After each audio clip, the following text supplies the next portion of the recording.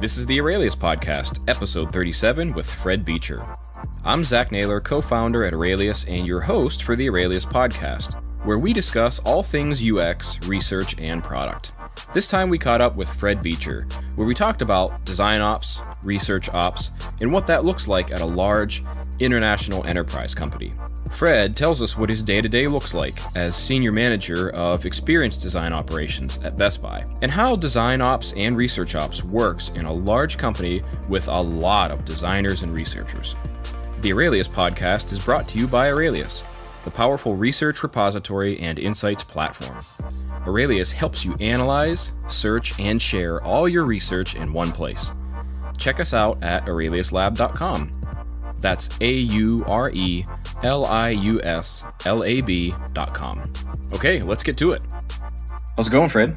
It's going good. It's been a little while since been on the show. It's good to be back. It has. It has for sure, and we're really glad to have you back. So for folks who have listened to our podcast in the past, you will probably recognize Fred's name. He was one of our earlier guests way back when we started the podcast, and that's got to be, at least a couple years ago now. Is that right? Yeah, over 3 probably. Yeah, it's been quite some time. Well, with that, I think it's worth not only, reintroducing yourself, but talk a little bit about how your life's changed. You got a new role. You're doing a little bit different work now, too. Yeah, sure. So last time we talked, I believe I was leading the design team at the Nerdery, but now I am actually doing design operations for Best Buy, which is different in so many different ways. The biggest being the agency versus corporate way of working. This is actually my first corporate gig. Everything else I've done has been agency, so it was interesting to get used to. But yeah, so I've been in UX since about 1998. I believe that was my first job where I was hired to create and run a usability testing lab for the U of M web development team. I didn't know anything about how to do a usability test. I bought a book on an online, what was on an online bookstore at the time called Amazon. You may have heard of that bookstore, and just basically did what that book said and loved it. So yeah, I've been doing a lot of design since then. A big focus of mine has been, or 2 big focuses have been prototyping and also developing new designers into the field. So through apprenticeship primarily. So those have been 2 things that I've been working pretty hard on in the past. But yeah, design operations, that was something that when I saw that come up, I'm like, what is that?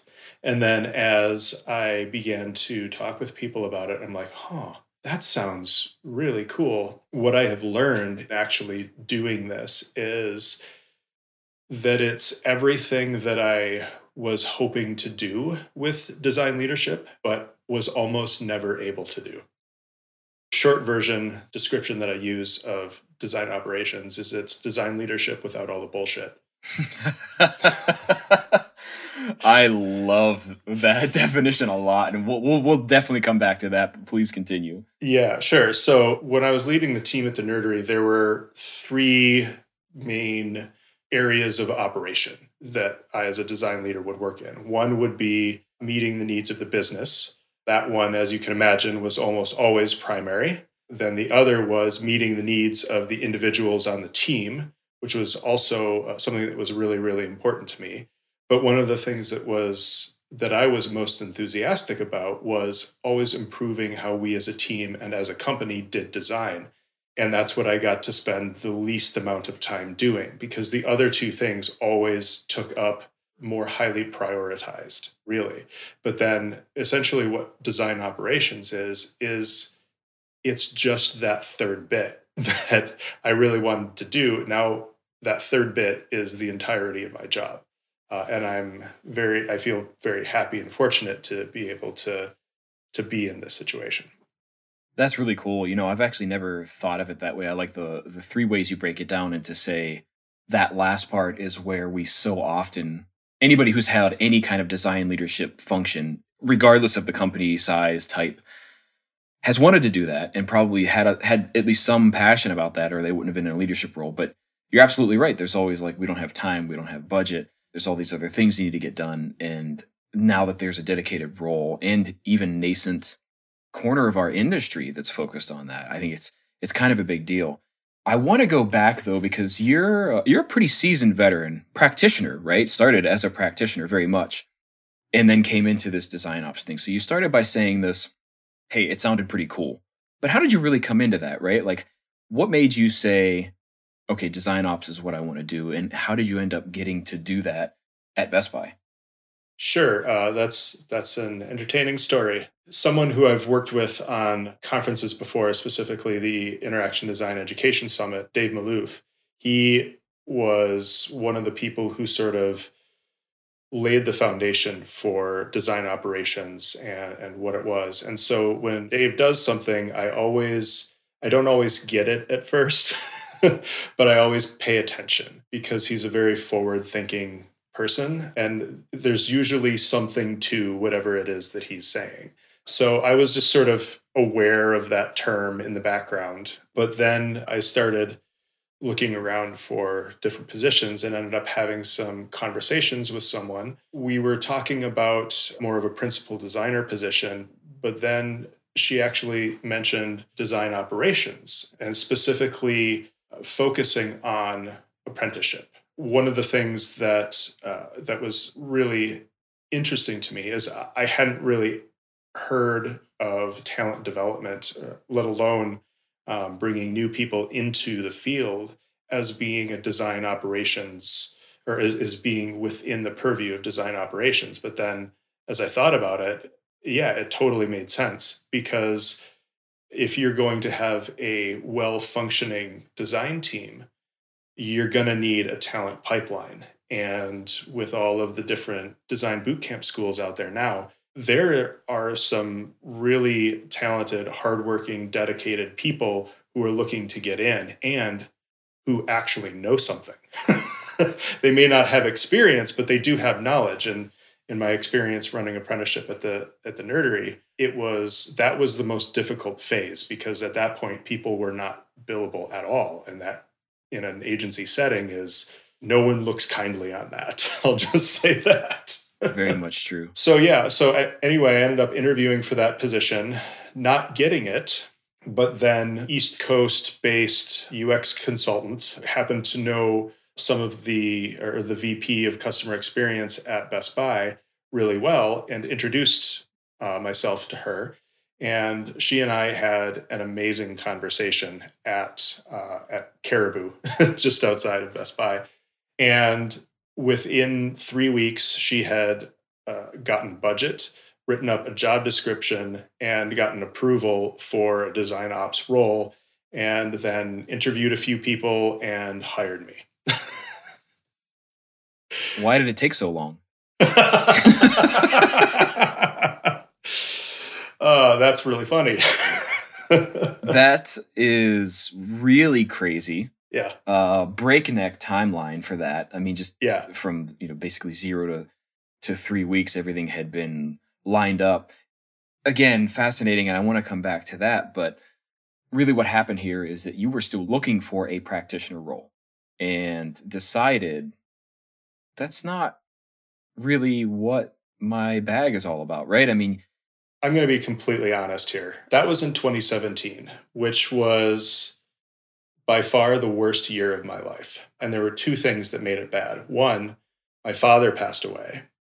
He passed away in February. And then in October, I got fired from the nerdery, straight up fired. And that was something that my profession, my skill, is something that is really big part of my self-identity.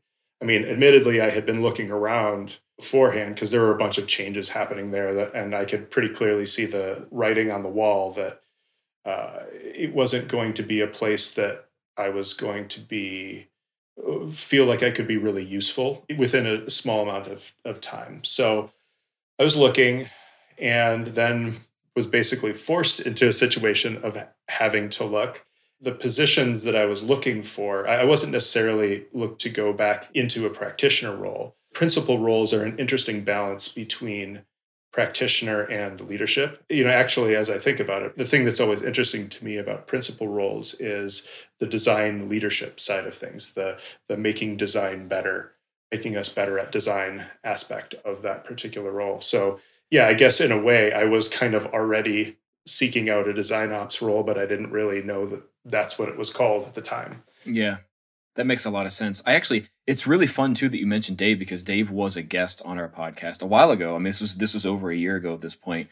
We were obviously talking about design ops. This topic is no stranger to our podcast for sure. So I'm just really excited to talk more about it now with you having done this at a company like Best Buy. So for those of you who listen to our show, and I know there's a bunch of people who are not in the US that listen to the show, I mean, maybe tell them a little bit more about what Best Buy is and how big they are, because they've got a lot going on. Yeah, Best Buy is a major North American consumer electronics retailer. That's sort of sells it a little bit short because we're doing a lot of work in services now. And we sell appliances. We even sell hot dog toasters. I didn't even know that those existed, but we sell hot dog toasters. So if you need one, bestbuy.com. We can hook you up. But yeah, we have an operation in Canada. We have an operation in Mexico. We used to have European and English operations, but those shut down a while ago. We are currently number 75, I believe, on the Fortune 100. So we're a pretty massive business. And as part of that, digital side of the operation has only been growing basically since it started. And in the time that I have been there, even, which is only about 3 years, what design means, and specifically the role that understanding customers and employees really has in our business has become phenomenally important. If you are interested in doing homework, you can actually go and look at some of our CEO's financial guidance that she has given in some recent investor days.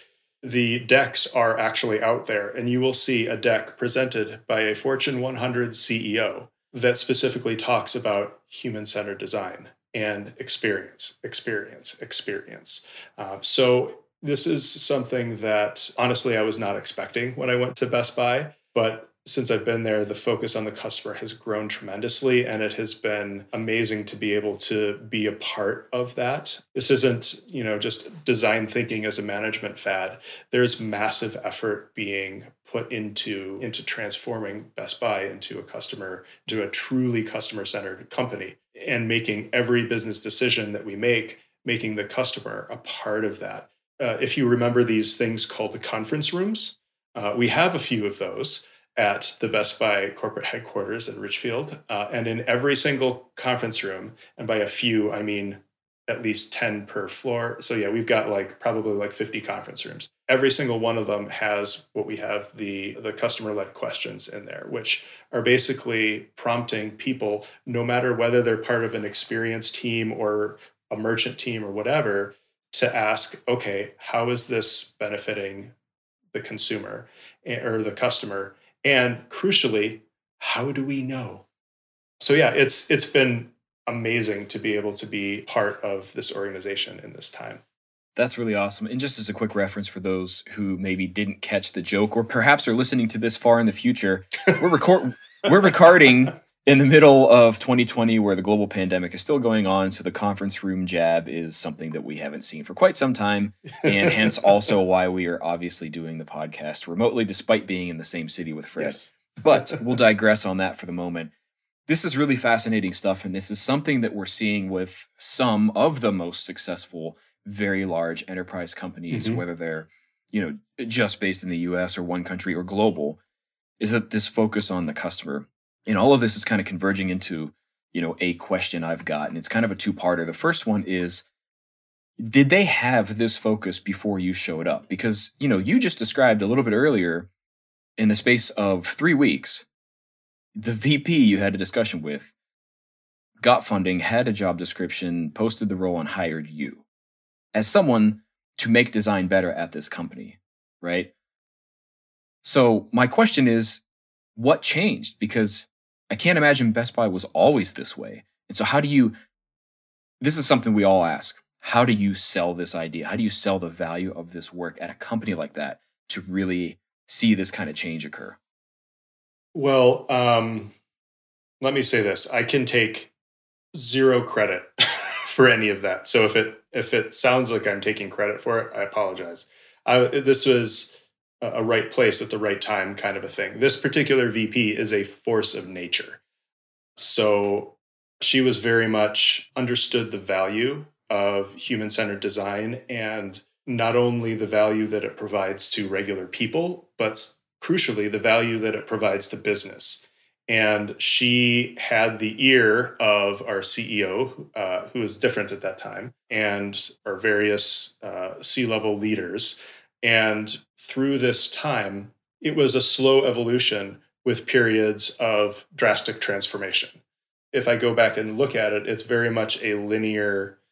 I mean, you can definitely connect the dots from where things were at when I came in to where they're at now. But yeah, I don't think any one person can take credit for that, because it's something that, like, I haven't experienced anything like this before. It came both from the bottom up, largely, I would say, from the experienced team, but also from the top down. And when things like that happen, it's kind of difficult for that mindset shift not to occur, because the demand for that is coming from so many different places in the organization. Yeah.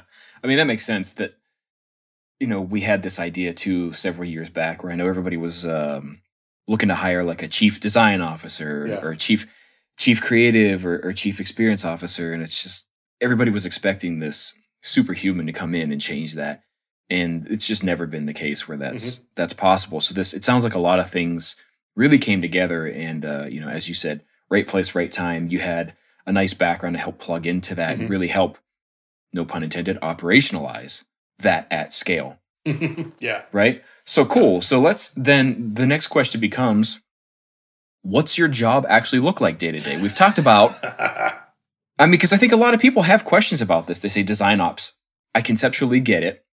I would agree that it's important. So tell me what you do, right? Sure. And so I'm going to ask you those questions because I think other people want to hear the answers to that as well.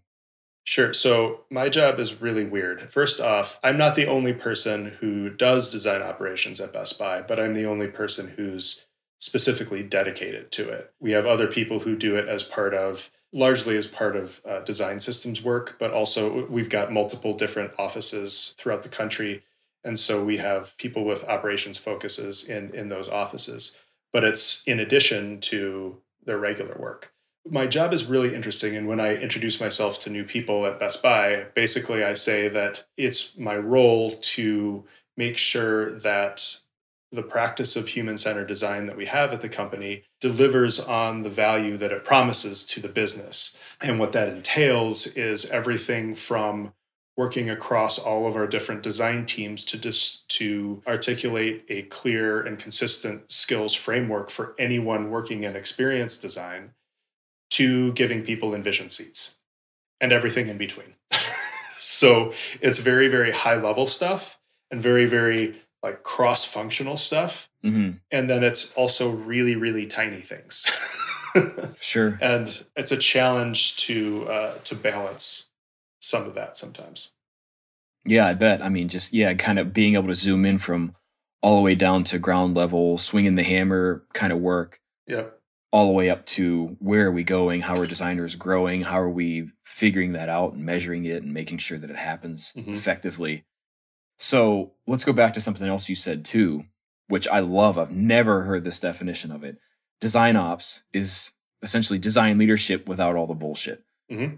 So then I got to ask, what is not included in design ops, right? Because it's just clearly you're happy about the stuff that you're doing, which means you're happy you're not doing some other things that you had to before. So what sort of things are not included in that bucket? Well, what's great is that the role of design operations allows like design directors, senior directors, that level, to really interface with the business well and make sure that they're really hooked into what the business is doing and how their teams can deliver value for the business, which is fantastic. And for managers, senior managers, people who are in charge of the more people aspect of it. What design operations does is it gives them more time to focus on their people. So what it does is essentially it splits these three things out into three separate roles. Of course, there's a lot of overlap, and these boundaries are basically just rhetorical tropes. But when you don't have that design ops role in there, then everything just sort of merges together. And what happens is that it's really difficult to make big changes to how design gets done, because you're either busy meeting the needs of your team, or you're busy meeting the needs of your business leaders. So design operations frees up other design leadership to focus on where they can be uniquely effective. Yeah, that's really helpful detail that you had there too. And I mean, just to kind of summarize part of what I hear, and also add, I guess, a little bit of my understanding or own definition of it, is that I usually try to tell people, when they say, what is design ops? Like, my answer to that is, think about any company or any organization, really. They all have an operational function to it, right? So even just think of the entity of design. There is the act of doing design. There's the act of thinking about where design needs to be applied.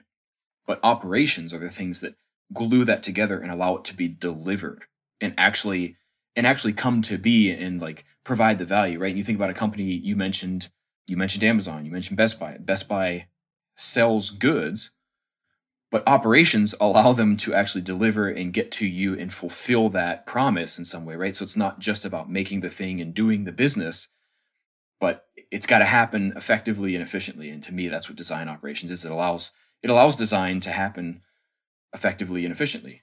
Yep, exactly. It's I like to speak in metaphors, and one of the other metaphors that I use to describe what design operations is requires a little bit of Star Trek knowledge. So hopefully, if you're listening to this and you haven't watched Star Trek: The Next Generation, which is now unbelievably 30 years old, so it's not the next generation anymore, a really great metaphor for this is the starship. So if we think of Starfleet, right, this is the organization which Captain Kirk and all those Star Trek folks technically work for, and they're trying to accomplish this goal of exploring new world, new life, and new civilizations. That's the main strategy. But they're giving the captains of their starships, they're giving them leeway to figure out exactly how to achieve that goal based on the context that they're in. So in the Next Generation, what we have is Captain Jean-Luc Picard, clearly by far the best Enterprise captain ever. I will not argue that with you because it is simply a fact. But it's his job to use the power invested in him, in other words, the ship, to achieve the goals of Starfleet. So in this particular metaphor, the design team itself is the ship, is the Enterprise. And we've got Captain Picard as the leader of the design team, essentially, deciding how to employ the power of the design team.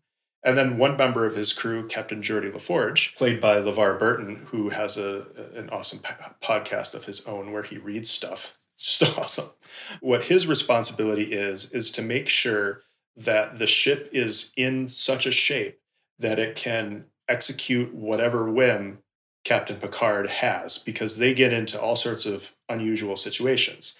And Geordie is always not only keeping it running in an effective way, but he's also the person helping them to reconfigure how the ship works, to do things it wasn't intended to do, to deal with a situation that couldn't possibly have been foreseen.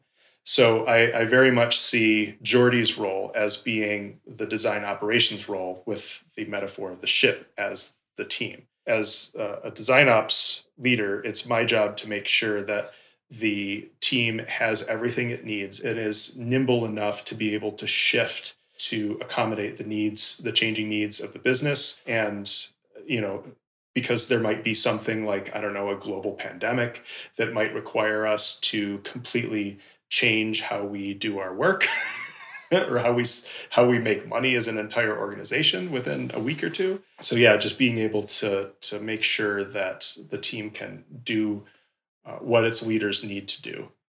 Awesome.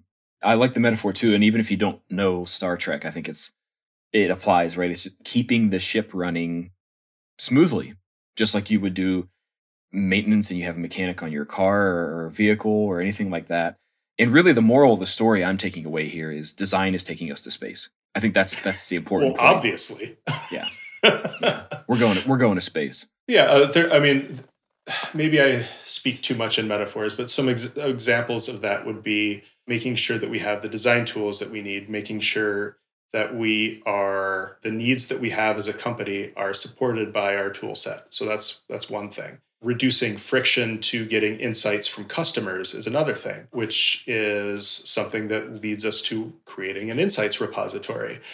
Fortunately, there's some good software out there for that. We know a little bit about that. Yes, you do. You do. Because when you have traditional UX research at an agency takes X number of weeks, but in a product-based organization like Best Buy, it can't. Things move too fast. And we do so much research that we start to forget what we already know.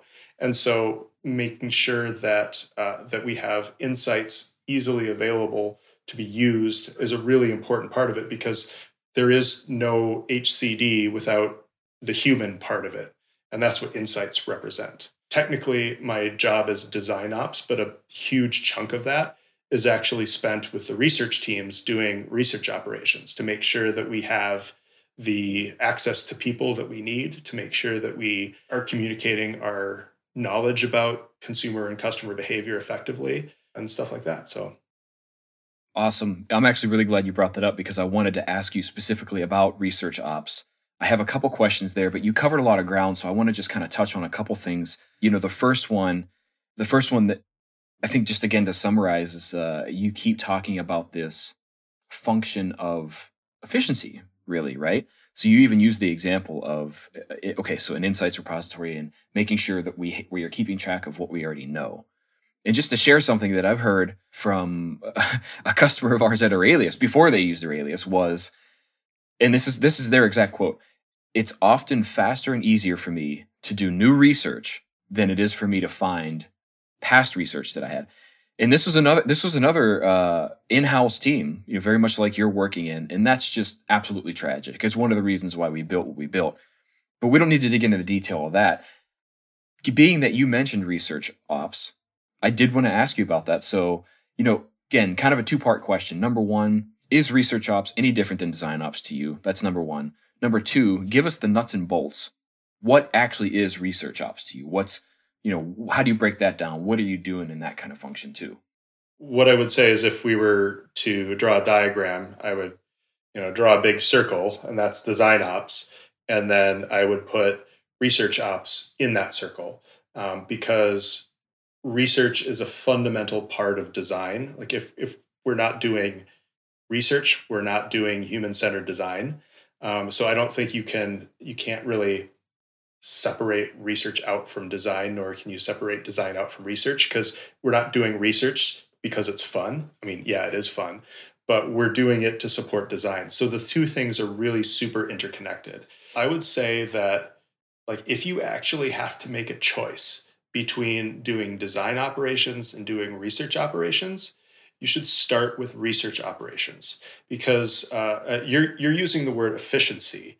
I might alter that a little bit to say reducing friction, because the most important part of human-centered design is having knowledge about human behavior. If we don't have that, we can't do any of the rest of it. With research ops, the real goal is to reduce friction to getting customer and consumer input, feedback, participation, etc., in our design process. So what that looks like is there's a bunch of different things. One, tooling. I'm old, so I remember when there wasn't ever such thing as unmoderated testing, remote or otherwise. But now it's a fact of life. So making sure that we have good tools to do that, because pace at which human-centered design gets done at a large organization like Best Buy is so phenomenal. that you need something that has a quick turnaround time like that. Now, not all of our research is done that way. Obviously, there's different altitudes of research, but that's one part of it. Another part of it is simply having access to people. Now, a lot of the time, an unmoderated tool sort of covers that basis too. But then if you're looking for specific audiences, usually you'll need to maintain a pool of those people from which you can pull research panels. That's not something that I have the ability to do right now because I'm also doing the design ops side of things. But if I were to hire someone to help with research ops, that would be one of the first things I would have them work on. The third main component of it, I would say, would be managing what we know, making that easy to communicate across the organization.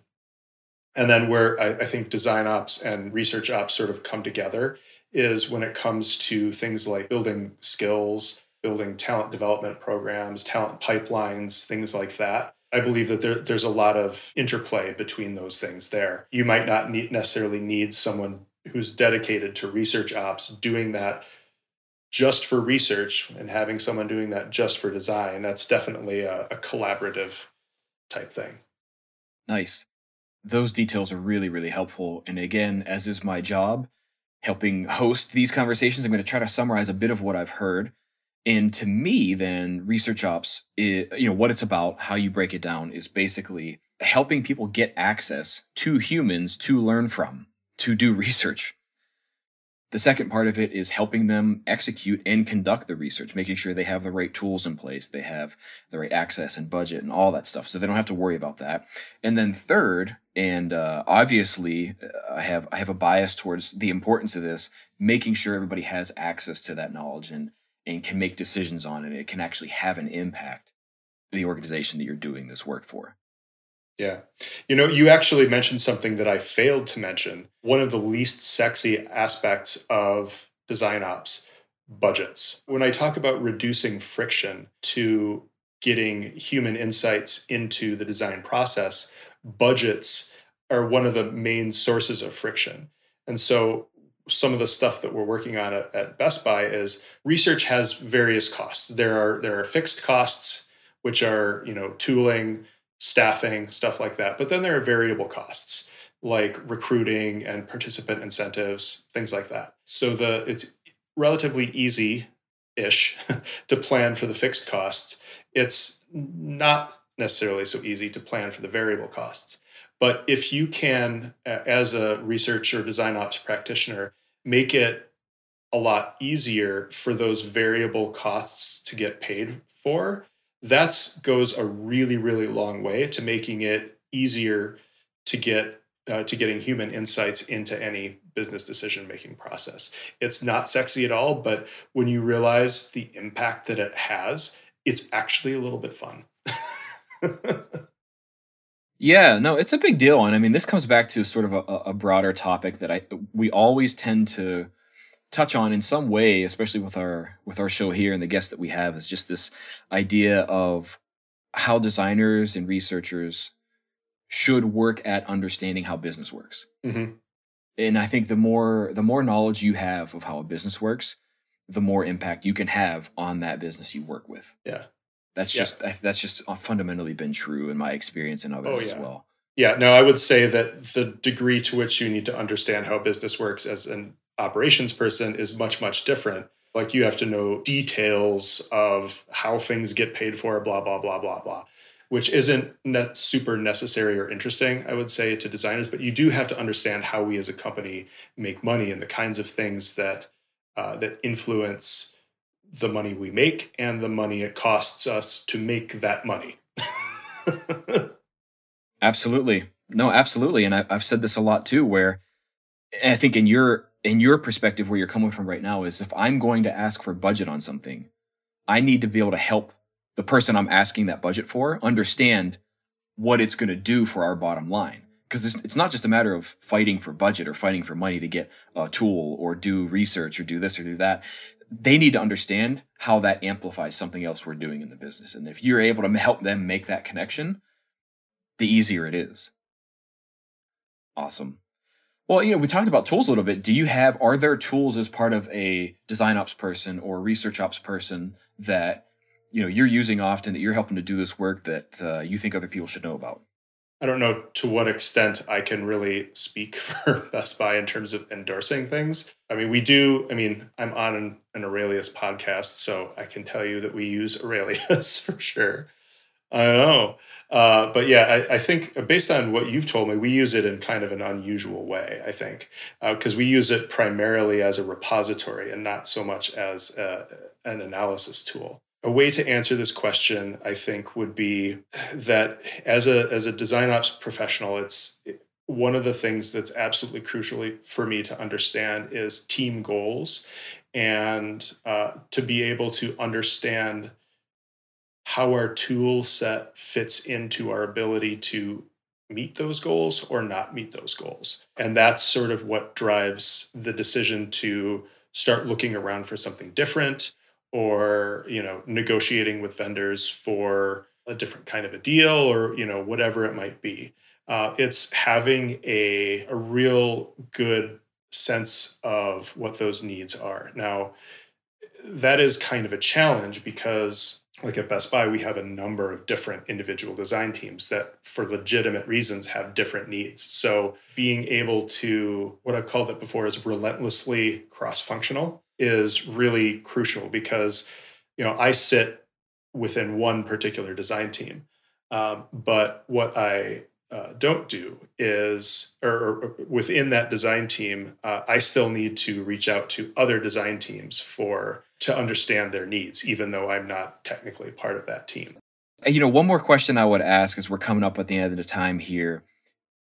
If I forgot everything we talked about and somebody were to come through and say, what's the one big takeaway that we want to make sure nobody forgets about our conversation, particularly as it relates to design ops and research ops, what would that be for you? I would say that both design and research ops are something that help make sure that design team provides the value that human-centered design promises. So if human-centered design promises $100 worth of value, without operations, it might deliver $40, $50 worth of value. But with operations, the goal is for it to deliver as close to 100 as possible. And usually we're like 80, 90. Awesome. Shoot for the moon. You'll land somewhere within the stars. Yes, exactly. Very good. Well, this is a really awesome conversation we've had, Fred. And just to kind of give you the opportunity, is there anything that you want to share with folks listening, whether it relates directly to the podcast or anything we've said, or just anything that you want to kind of share or promote? Not at this point. I've done a lot of conference talks and trainings and stuff like that. But right now, my whole world is taken up by operating design at Best Buy. And that's a pretty hefty job, and it sounds like you're having some fun and it's a good job. Having some success at doing that, and so we wish you the continued success on that. Thanks a lot for taking the time to chat today. Sure. All right, well, I appreciate everybody listening, and hopefully you got something out of this, and we'll see you next time. This podcast is brought to you by Aurelius, the research and insights tool that helps you analyze, search, and share all your research in one place, so you can go from data to insights to action faster and easier. Check out Aurelius for yourself with a 30-day trial by going to aureliuslab.com. That's AURELIUSLAB.com. If you enjoyed this episode, it would mean a lot if you would give us a review on iTunes to let others know what you think. You can catch all new episodes of the Aurelius podcast anywhere you listen to podcasts, like iTunes, Spotify, and more. Stay up to date when new episodes come out by signing up for email updates on our website.